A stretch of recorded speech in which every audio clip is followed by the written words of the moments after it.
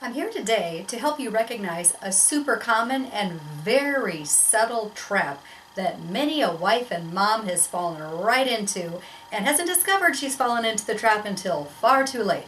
This trap, and I know you're going to find this hard to believe, but this trap is making idols of our children. Ouch. I mean, I know how it is. I remember back in the day when I was raising my little children and I thought to myself, hey, my husband's a big boy. He can take care of himself. I've got to focus on these kids. And of course, yes, our children need to be nurtured and taken care of. I'm not saying we should, abandon them. But often, as moms, we put about 99.9% of our focus and energy on our children, on their successes, on their failures, on their achievements, on making them feel good about themselves, on taking care of every little need, and our husbands are sort of pushed off to the side.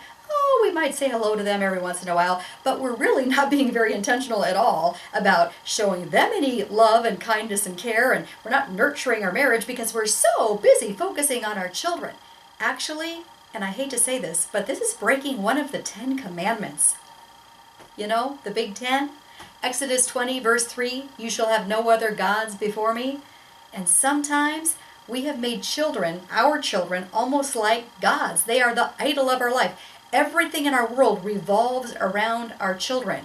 And it's super unhealthy for them, believe it or not, because they grow up thinking that the world does revolve around them, and they have this entitlement mentality, and this does not bode well for the future of your children, and it certainly doesn't bode well for the health of your marriage. If you keep on pushing your husband aside and making him feel like he's number 2, number 3, number 4 on the rungs of the ladder, he's going to start to find other things to occupy his time, which may not exactly be healthy things. And your marriage is going to slowly deteriorate. And then those very children that you so wanted to protect are perhaps going to find themselves in a home that's a broken home because dad is left or mom is left or, the marriage has just fallen apart. Don't let your children suffer this casualty by over-focusing on your children. The number one person you should be focusing on is, yes, the Lord.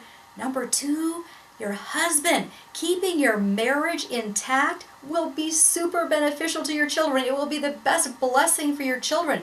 Focusing on your marriage, nurturing your marriage, doing the hard work it takes to make a marriage strong and vibrant. And yes, of course, taking care of your children, but not worshiping them kind of like an idol.